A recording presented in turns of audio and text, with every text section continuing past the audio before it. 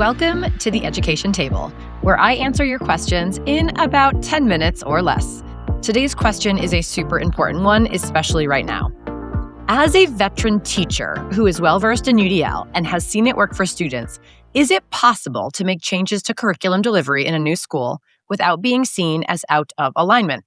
What small changes can be proposed without people feeling like you're giving too much help? If you're listening and nodding already, you are not alone.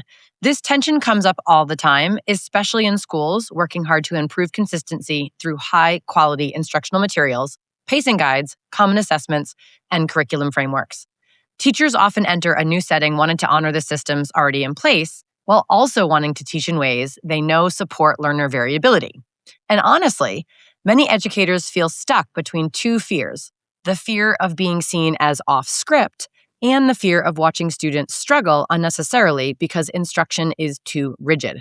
So let's unpack this carefully, because I actually think there's a really important misunderstanding underneath this entire conversation. So let's start with a story. A very good friend of mine transferred to a new district after years of successfully implementing UDL. She was thoughtful, experienced, and truly one of the best teachers I've ever seen. But within the first few weeks, she felt really nervous about making even small adjustments to instruction because the message she kept hearing was the F word, Fidelity. I remember her saying to me, "Kate, if they want me to teach this like a robot, I'm out." And honestly, underneath that comment was a real fear that many educators feel when provided with high-quality instructional materials or adopted curriculum. To be clear, she was not trying to replace the curriculum. She wasn't abandoning grade-level learning goals. She simply wanted to provide options for engagement, scaffold access to complex text, offer structured discussion supports, and allow flexibility in how students processed or demonstrated understanding. But she worried those moves would be interpreted as watering things down or not being aligned to the curriculum. And this is where I think schools sometimes unintentionally create false choices between fidelity and flexibility, which in reality, strong instructional systems actually require both. So let's dive into the research base on this whole dilemma. One of the biggest misconceptions about alignment is the idea that alignment means every teacher must deliver instruction in exactly the same way. But true alignment is about shared goals, shared rigor, and shared outcomes, not identical delivery. Honestly, if the goal were just reading a script word for word, schools could hire basically anyone off the street to stand in front of students and read slides, or just replace teachers with robots. That is not what great teaching is. Great teaching requires professional decision-making, responsiveness, relationship building, and the ability to recognize and respond to learner variability in real time. The curriculum provides a destination and very important guardrails, but educators still need to make thoughtful instructional decisions about how to help students successfully get to where they're going. In fact, if we know anything from the evidence base around learning, it is that variability is the rule, not the exception. Learners differ in how they engage, how they process information, sustain attention, regulate emotions, and express understanding. UDL exists because barriers are predictable. This means the goal of alignment should not be rigid sameness. The goal should be ensuring all students have access to rigorous learning. This is also where it helps to distinguish between the curriculum itself and the instructional methods used to deliver it. High-quality instructional materials are incredibly important. Scope and sequences matter, and I'm a huge advocate for schools working with teachers to develop them. But within those structures, educators have to make professional decisions every day about pacing, scaffolding, grouping, discussion structures, feedback, and how they're supporting students. So how can they do this? So let's talk about what this actually looks like in practice when teachers are provided with high-quality instructional materials and want to design more student-led structures through the lens of UDL. One of the safest and most effective starting points is to focus on changes that improve access without changing any learning goals themselves, because as we know, UDL is about firm goals and flexible means. This distinction really matters. If the goal is analyzing theme, Students may need support accessing a complex text. If the goal is participating in academic discussions, students may benefit from sentence starters, rehearsal time, or visual supports. Supporting access is not the same as lowering expectations. Another strategy I talk about all the time is what I call explode the verbs. Often, curriculum materials include verbs like discuss, explain, analyze, compare, or reflect. But those verbs do not require a single pathway.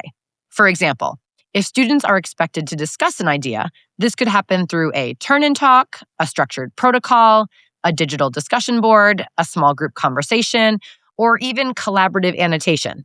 The learning goal stays intact, but the pathway becomes flexible.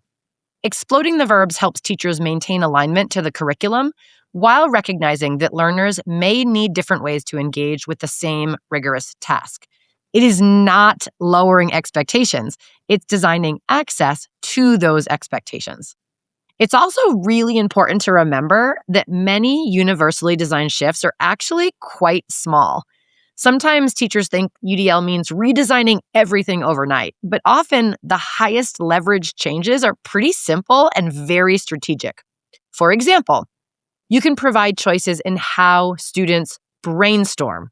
If students have to brainstorm, you could give them options to have a conversation or explore exemplars or do some research online or to have a conversation. You could also provide options for how students comprehend complex text by pre-teaching vocabulary, providing visuals, and giving students the options to read alone or collaboratively so they can get support with decoding and oral fluency. None of those moves abandon alignment. They just strengthen access to the curriculum already being taught and provide options for students to build learner agency. I also think it's incredibly important for schools and districts to develop clear do's and don'ts. These are guidance documents when implementing curriculum. Recently, I was working with a district who just adopted a new ELA curriculum, and I was supporting them with UDL.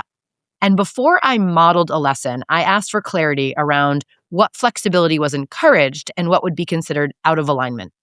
The document had 3 columns: do's, don'ts, and UDL enhancements. And this document was amazing for me in my planning. One of the do's, for example, was always providing students with access to the grade level text. The corresponding don't was do not replace the text with a lower level supplemental text or a leveled text. And then the UDL enhancements encourage teachers to use visuals to activate background knowledge, provide options to read or listen to the text, incorporate options for collaborative discussion, and to provide multiple ways for students to process their ideas and make their thinking visible before having to respond to that text. In other words, the expectation was not teach this like a robot.